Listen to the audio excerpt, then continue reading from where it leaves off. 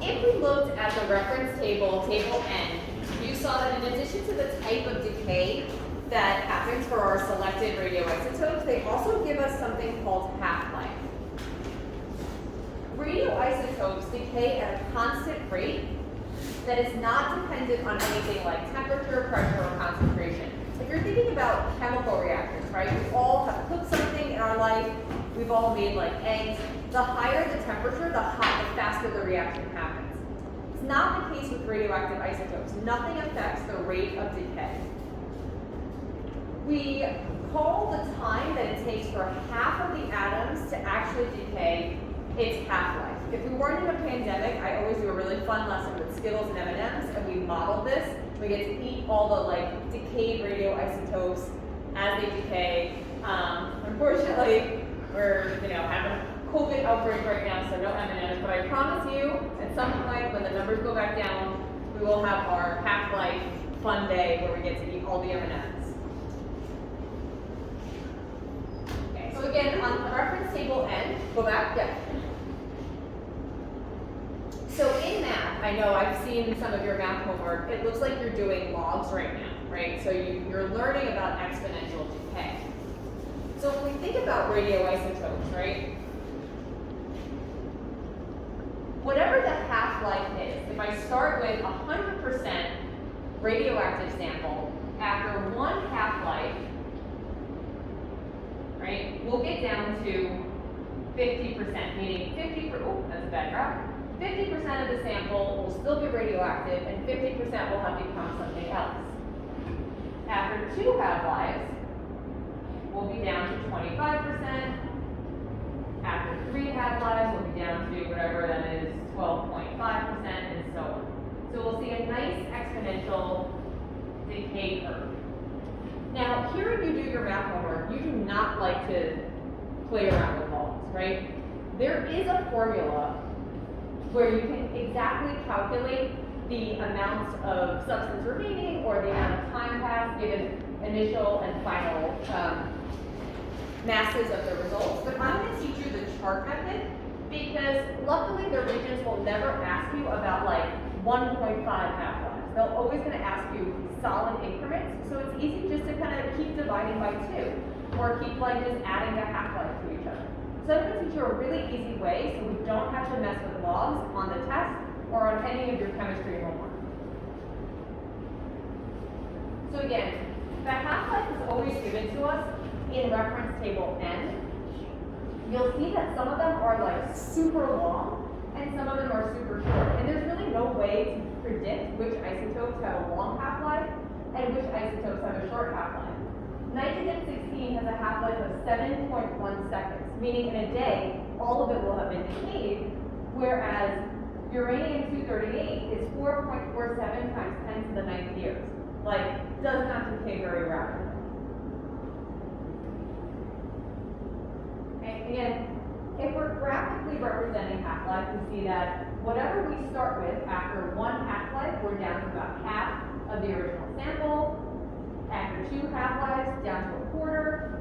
After three half-lives, down to an eighth, and so on and so forth. So a nice exponential decay curve.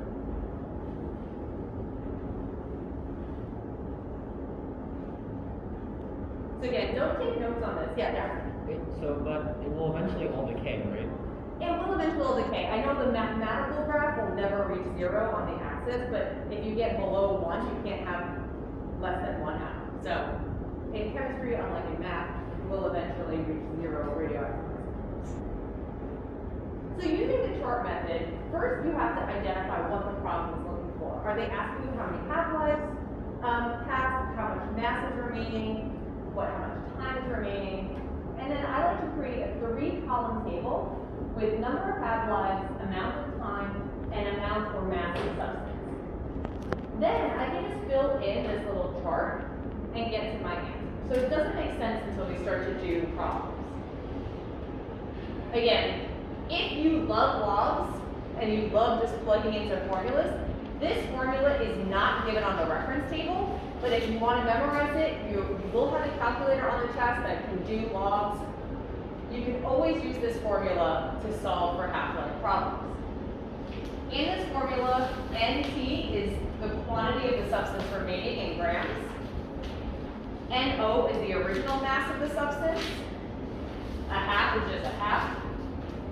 And it's raised to the power of T divided by T1 half. That's total time, and that's the half-life. Jordan, you have a question?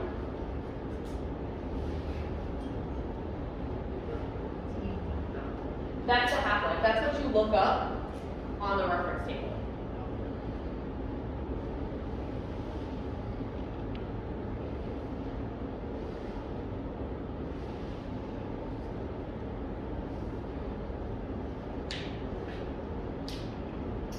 For those of you watching at home, this is very boring, but they're copying down the notes.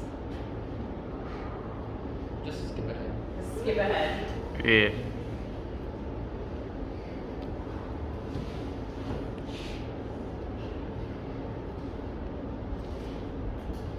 You should have like jokes for the interluding, like the downtime. So that if they The actually intermission. Wait, yeah.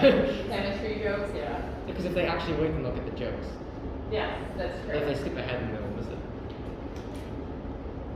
Wait, how long It's been 6 minutes so is far. your hand getting tired? No. I'm a professional videotaper. Alright, so let's do one together. So starting with 100 grams, how much iodine 131 will remain after 40.35 days? Step 1, go to your handy dandy reference table and see what the half-life of 131, iodine 131 is. If I look it up, the half-life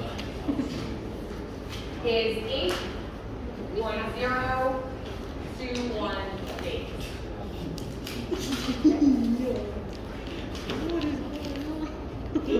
So, at the start, 0 days have passed. Stop. 0 days have passed, 0 half-lives have passed, and I start with 100 grams.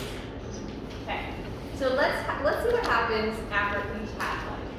After one half-life passes, right, 8.021 days have passed, and half of the iodine 131 has reacted, so I'm left with 50 grams. Okay?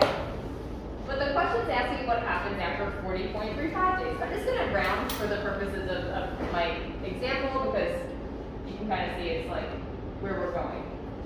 After 2 half-lives, about 16 days have passed. So now only 25 grams of the iodine 131 are left. Again, half of the 50 decayed.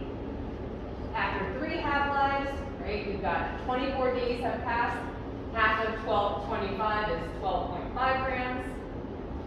After 4 half-lives, right, that is 32 days. Half of 12.5 is 6.25 grams.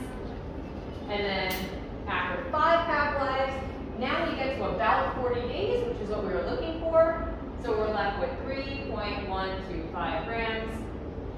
That is my final answer. So I never had to plug into the formula. I could just do everything using the chart method. Okay, so do we see that every time one half-life passes, half of the sample has decayed, the remaining half is still radioactive. Okay.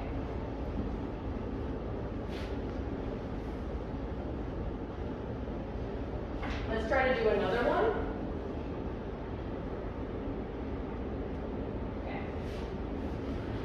Okay.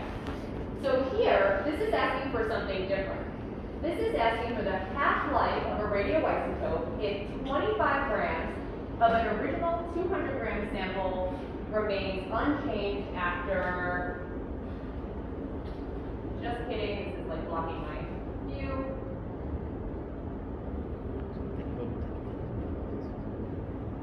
After 11.46 days. Okay? So, we start with 200 grams, we end up with 25 grams. So how many half-lives have passed? Well, half of 200 is 100. That's 1 half-life. Half of 100 is 50. that means 2 half-lives have passed.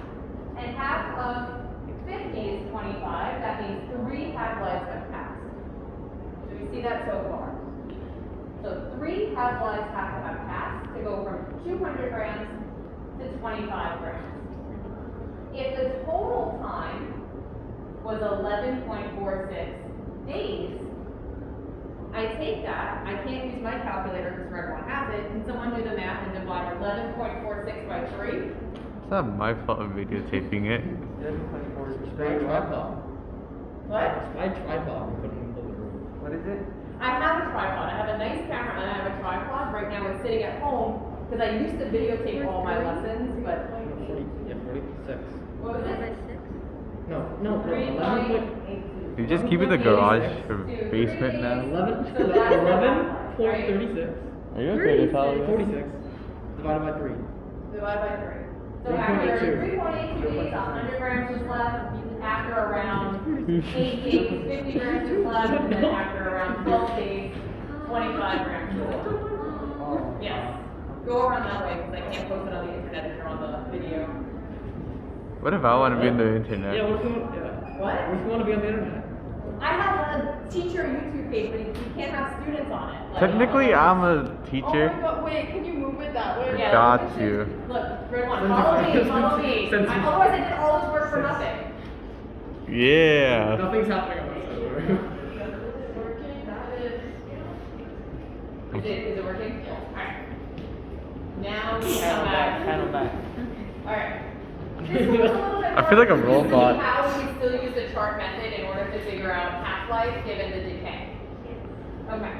My hands are shaking. Is this much simpler than the end puzzle video? That was sort of confusing on I half-life. got it. It No. wouldn't make sense for you to go Okay. Yeah, let her tell you.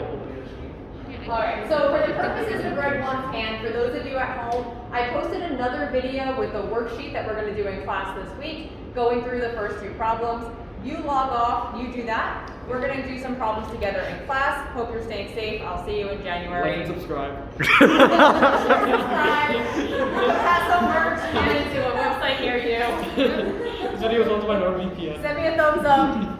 Bye.